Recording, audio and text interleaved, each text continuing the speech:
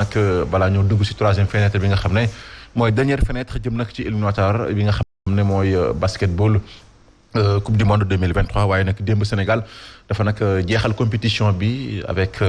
la manière ndaxte dafa daan équipe bu Kenya 100 ci 55 kon Sénégal 100 points la marqué Kenya am 55 Sénégal nag finalement moom moo terminé ci groupe D bi même si que nag amoon na benn faux pas bu mu defoon ci digganteem ak RD Congo ci seen deuxième sortie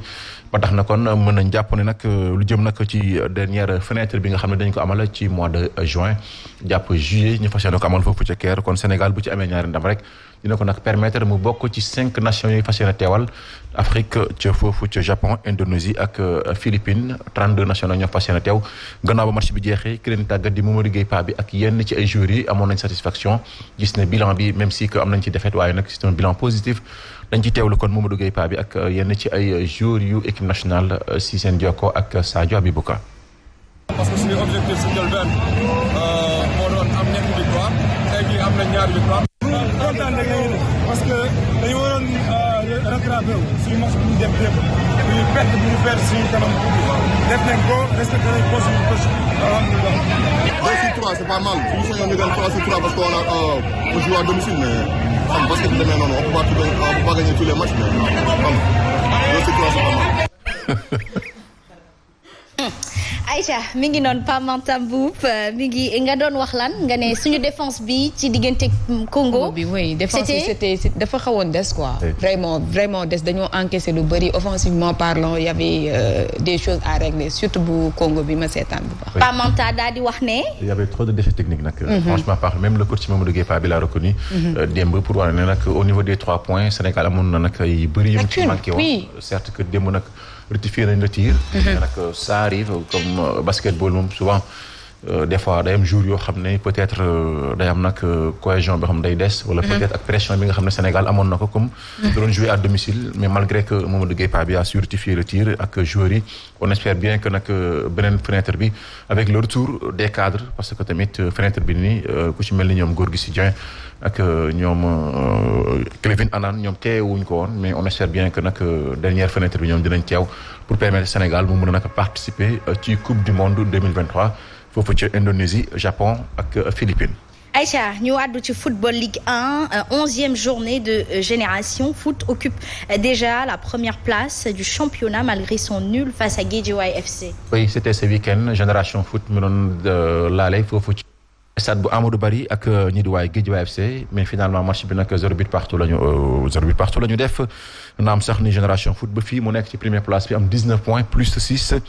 Tëngéej moom nag jàppal ne ci ay jafe-jafe la nekk ndaxte bëri na ay match nul yu mu teglantoo Tëngéej mooy l'équipe championne en titre score bi gën a mag nag ci 11e journée bi AS Pikine moo ko réalisé ci kaw ñii di waa US Gorée AS Douane moom dafa gën a nag suuxal ñii di waa jàmbaar gannaaw ba mu leen doonee benn bal ci dara 7 bi nag la ñu jot a marqué ci 11e journée bi ci leeral dañ ci ànd ak Soxna Fall.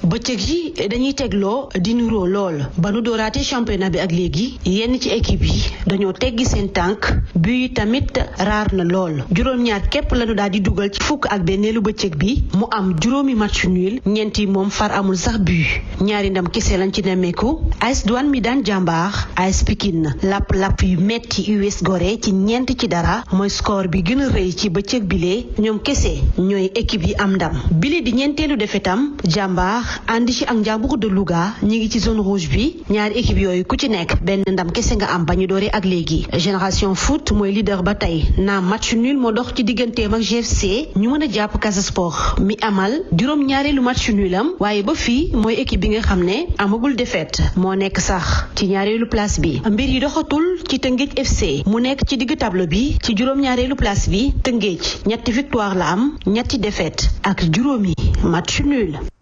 Aïcha mi ngi noonu Soxna Fall cant ak ngërëm ñeel na ko. waaye moom nag mu ngi suivre bu baax a baax Ligue 1 bi ak Ligue 2 bi mu nekk nag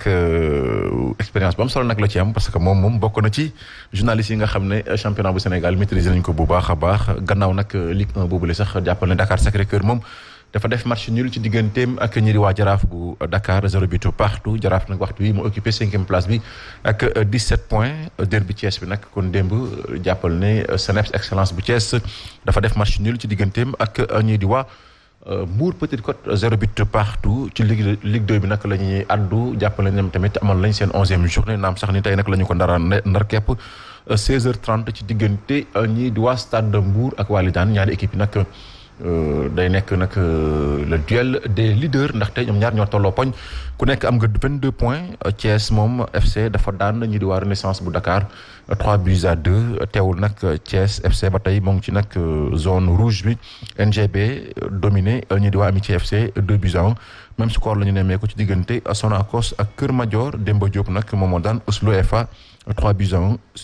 Iso ak Port Autonome Dakar 1 but partout la ñu def kon jàppal ne 17 but nag la ñu jot a dugal ci 11e journée bu Ligue 2 bi en attendant tey ñu fas yéene ko ndar képp ci diggante Stade de Mbour équipe bu Walidane. Aïcha foofu ci Thiès la ñuy daal di desandi Thiès a rendu hommage à Mame Moussa Cissé mu nekkoon sélectionneur de l'équipe nationale féminin de football du Sénégal. oui gannaaw nag 10 ans Sénégal toog gëj nag dem ci phase finale Coupe d'Afrique des Nations ñu jagleel ko jigéen ñi kon Mame Moussa Cissé moom nag moo réussir boobu la exploit di fàttali nag moom dafa dem foofu ci Guinée ca Mali autant pour moi defoon fa nag perdre fa benn bal ci dara waaye teewul Sénégal fii la daane woon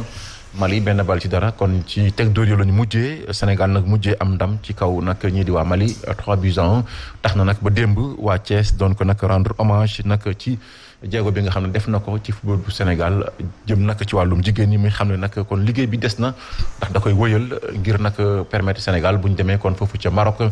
nit ki ci mois de juillet ñu mën nag am taxawaay gu am solo ñu teewlu Mame Moussa Cissé ak Mbaytal Xuma. xam ni Thiès yëpp yéene woon nañu la ko tey boo gisee nii ko Thiès waaye taxawee mooy xam ni tey am nañu fierté ci seen doom am nañu fierté ci seen rak et je pense que aujourd'hui lii moom mënu ma fay damay ñaan rek waa Thiès yal na leen yàlla fay yal na leen yàlla suturaal accueil boobu nañu am aussi au niveau de l'aéroport avec le président de la fédération Ousmane Diaité et tout le peuple qui est venu nous soutenir lii dafa neex ci xol ñuy wax nag ni lii sas la si daf ñu wan ni fa ñu jëm dañ fa war a def liggéey man noonu laa ko jàppee tey parce que on a encore rien fait on va vers une compétition et on fera en sorte de faire une bonne représentation pour le Sénégal. Aïcha cant ngërëm ñel na ko mu nekk ay kàddu tamit yu rafet. il faut croire au football féminin. oui et c'est important. oui c'est important en tout cas quoi qu'on puisse dire fédération bi nag moo ngi ci amal liggéey bu am solo ànd ci nag ak direction technique bi yëpp ndaxte soo xoolee depuis un certain temps Sénégal nag am na ay jéego yu rëy yoo xam ne def na ko ci wàllum jigéen ñi parce que dañ ko tàmbalee ci petite catégorie bi le plus souvent équipe bi fi nekkoon relève bi doon am problème mais on a constaté que nag dernièrement fédération bi investir na ci nag xaalis yu bëri parce que soo xoolee am na équipe U17 ak yeneen catégorie yi nga xam ne ñoo ngi koy nemmeeku de même que même tamit club sénégalais tamit ñu si bëri léegi ñoo ngi taxawal ay club yoo xam ne c'est des joueuses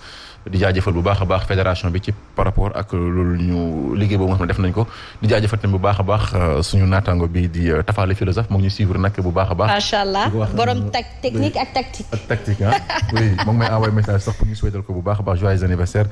Soukari Camara ca Pointe Sarène en tout cas joyeux anniversaire à Soukari Camara de la part de Tafa le philosophe. Tafa bu Aliou Cissé. Tafa bu Aliou Cissé. El tactico ni ko Macky Sall di woowee. El tactico mi ngi noonu man nag damay samp laaj bu ma kenn kii mooy borom anniversaire bi happy birthday ma chérie. mi ngi rafet macha allah. may mun a saw ki nag concert la quoi ca Diamniadio. taw pour le jéeri dundal wéral xéewal bu saawaan baawaan du loolu la. loolu la nit di ñaan yàlla de. macha allah loolu noonu la. Touré Mandi Mori Aïcha mi ngi noonu bul génne sama Nobel bi fii yow tamit gars yi dina commencé di ma taxé da nga samp jalañ xam nga luy samp jalañ. mais nob moo wóor nag.